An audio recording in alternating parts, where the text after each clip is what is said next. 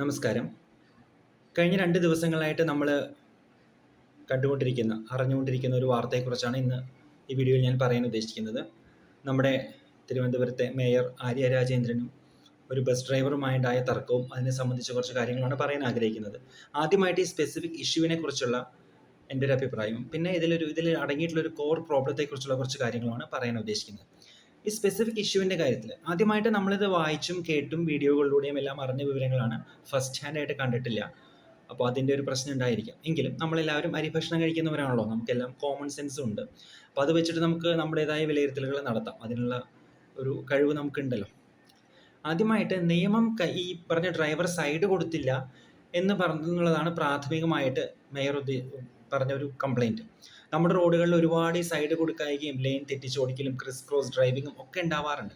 ചില കേസുകളിലെങ്കിലും ചില സാഹചര്യങ്ങളിലെങ്കിലും വലിയ വണ്ടികൾ, ബസ്സുകൾ, ലോറികൾ തുടങ്ങിയവ ഇത് ചെയ്യാറുണ്ട്.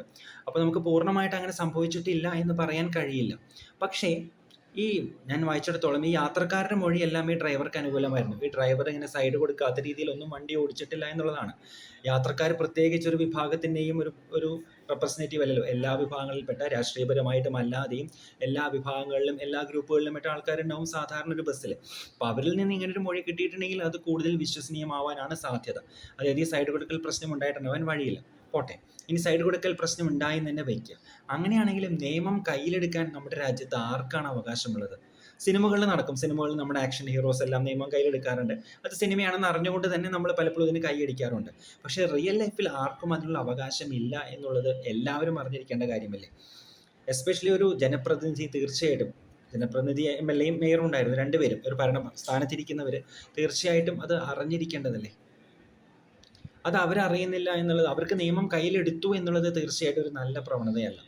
കുഴപ്പമെന്ന് വെച്ച് കഴിഞ്ഞാൽ തെറ്റ് കണ്ടതുകൊണ്ടാണ് ഞാൻ നിയമം കയ്യിലെടുത്തത് എന്ന് പറയുന്നു.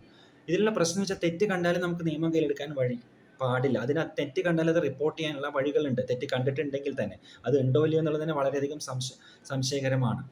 അതിന് നിയമപരമായ വഴികളിൽ കൂടി നടപടിയെടുക്കണം. അല്ലാതെ നടുവഴിയിൽ അതിനെ പ്രതിരോധിക്കുകയാണോ വേണ്ടത്? പിന്നെ വേറൊരു വലിയ കാര്യം ഇവിടെ മേയർ പറഞ്ഞിട്ടുള്ള വലിയൊരു കള്ളമാണ്. ബസ് താൻ തടഞ്ഞിട്ടില്ല എന്നാണ് ഒരു വളരെയധികം കോൺഫിഡൻസോടെ അവർ പറയുന്നത്. പക്ഷേ താങ്ക്സ് ടു CCTV അഗെയിൻ അത് കള്ളമാണെന്ന് നമുക്ക് മനസ്സിലായി കഴിഞ്ഞു. ആ റോഡിന് ബസ്സിന് കുറുകെ ഇട്ടിട്ട് ബസ് തടയുന്നതും എല്ലാം നമ്മളിപ്പോൾ കണ്ടു കഴിഞ്ഞു. എല്ലാവരും കണ്ടിട്ടുണ്ടാവും. വാർത്തകൾ ഫോളോ ചെയ്യുന്ന ഒരുമാതിരി എല്ലാവരും കണ്ടിട്ടുണ്ടാവുമെന്ന് വിചാരിക്കണം. വേറൊരു കാര്യം, ആ യാത്രക്കാരെ മുഴുവൻ അവിടെ ഇറക്കി വിട്ടു. ആ സർവീസ് മുടക്കാനും ഇതിൽ യാതൊരു രീതിയിലും പങ്ക് പറ്റിയിട്ടില്ലാത്ത യാത്രക്കാർക്ക് ബുദ്ധിമുട്ടുണ്ടാകാനുള്ള അവകാശം ആരാണ് ഇവർക്കെല്ലാം കൊടുത്തത്?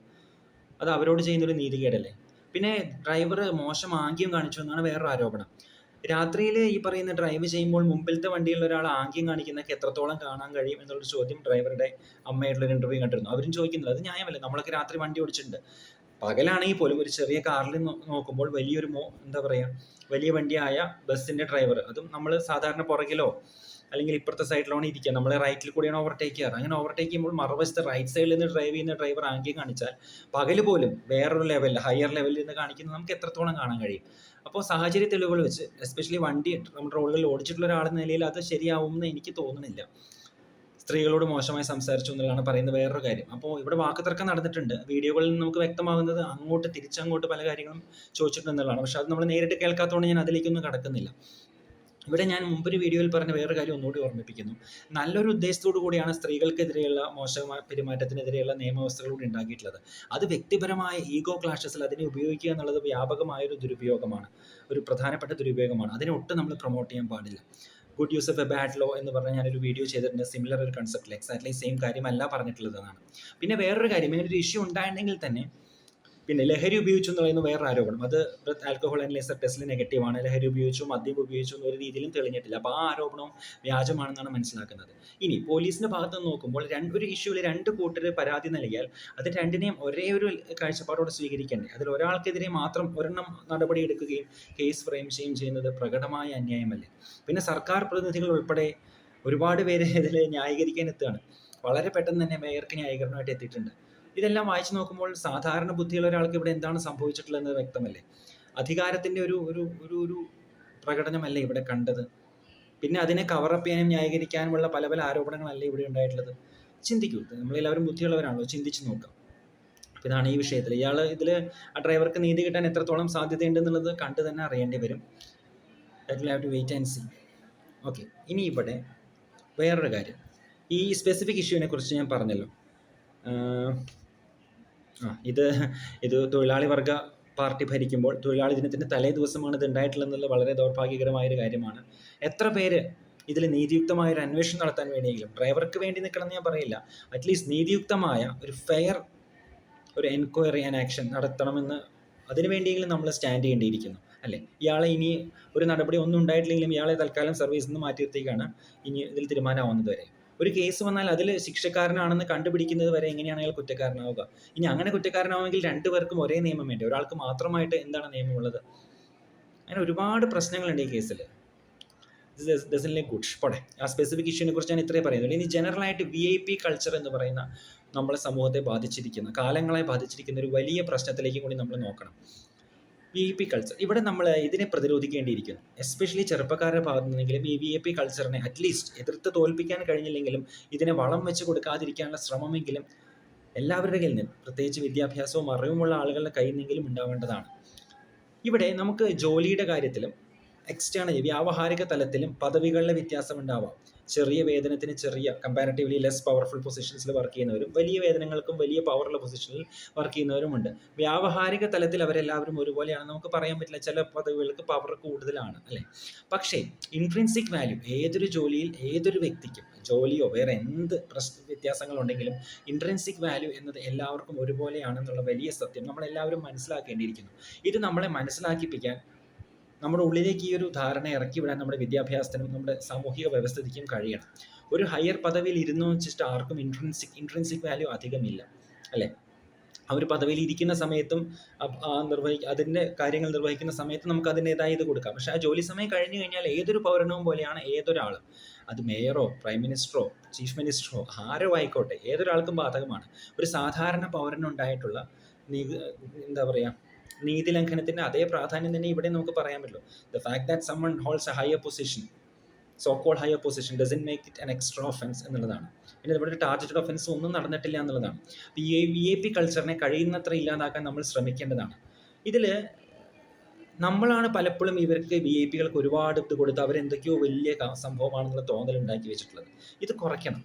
നമുക്ക് ആ പദവി അർഹിക്കുന്ന സാധാരണ ബഹുമാനത്തോടും രീതിയോടും പെരുമാറാം. അതിനപ്പുറത്തേക്ക് അമിത ബഹുമാനമോ അവരെ സെലിബ്രേറ്റ് ചെയ്യുകയോ കൊണ്ട് നടക്കുകയോ എല്ലാത്തിനും ഡിഫെൻഡ് ചെയ്യുകയോ ചെയ്യേണ്ട ഒരാവശ്യവുമില്ല. ഇത് സെലിബ്രിറ്റീസിൻ്റെ കേസിലും VIPസിൻ്റെ കേസിലും ഏതൊരാൾക്കും ബാധകമാണ്, അല്ലേ? അതിന് നമുക്ക് സെൽഫ് റെസ്പെക്റ്റ് ഉണ്ടാവണം. പിന്നെ ഇൻട്രിൻസിക് വാല്യൂ ഒന്നാണെന്നുള്ള ബോധം ഉണ്ടാകണം. രണ്ടാമത് നമുക്ക് സ്പെഷ്യലായിട്ടുള്ള പ്രിവിലേജസും സ്പെഷ്യൽ ഫേവേഴ്സും കിട്ടാനുള്ള ആഗ്രഹം നമ്മൾ മാറ്റിവെക്കണം. ഇത്തരത്തിൽ പലപ്പോഴും സ്പെഷ്യൽ ഫേവേഴ്സ് കിട്ടാനുള്ള അറിഞ്ഞോ അറിയാതെയോ കോൺഷ്യസ്ലിയോ സബ് കോൺഷ്യസ്ലിയോ ഉള്ള ആഗ്രഹം ഉള്ളപ്പോഴാണ് നമുക്ക് പലപ്പോഴും ഇത്തരത്തിലുള്ള പലരെയും സഹിക്കേണ്ടിയും ചുമക്കേണ്ടിയും വരുന്നത്. നമ്മൾ നമ്മുടെ ജോലി നീതിയുക്തമായിട്ട് ചെയ്ത് നമുക്ക് സ്പെഷ്യൽ ഫേവേഴ്സും ഒന്നും ആവശ്യമില്ല എന്നാണെങ്കിൽ വലിയൊരളവോളം നമുക്ക് ഈ VIP കൾച്ചറിന് വളം വയ്ക്കാതിരിക്കാനെങ്കിലും കഴിയും. അങ്ങനെ കൂടുതൽ പേർ ഈ VIP കൾച്ചറിനെ പ്രൊമോട്ട് ചെയ്യാതിരിക്കുമ്പോൾ, കൂടുതൽ പേർ ഇൻട്രിൻസിക് സെൽഫ് വാല്യൂ മനസ്സിലാക്കുമ്പോൾ, ആ നമ്പർ ഒരു ത്രെഷോൾഡ് കഴിയുമ്പോൾ this thing will come down. It's not an all or none phenomenon. This thing will come down.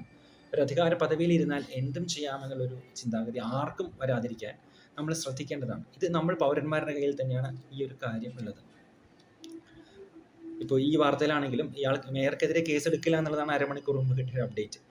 എന്ത് നിയമമാണിത് എന്നുള്ളത് എനിക്ക് അറിഞ്ഞൂടാ. ഓഫ് കോഴ്സ് പ്രതിപക്ഷ പാർട്ടികളും ബാക്കി എല്ലാവരും ഇത് ഉപയോഗിക്കുന്ന എല്ലാവർക്കും അവരുടേതായ രാഷ്ട്രീയ അജണ്ടകളുണ്ട്. അത് ഏതൊരു വിഷയത്തിലും അങ്ങനെയാണ്.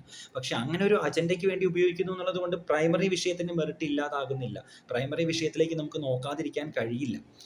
ഇന്ന് യദു എന്ന് പറയുന്ന ഡ്രൈവർ നാളെ വേറൊരാളാവാം.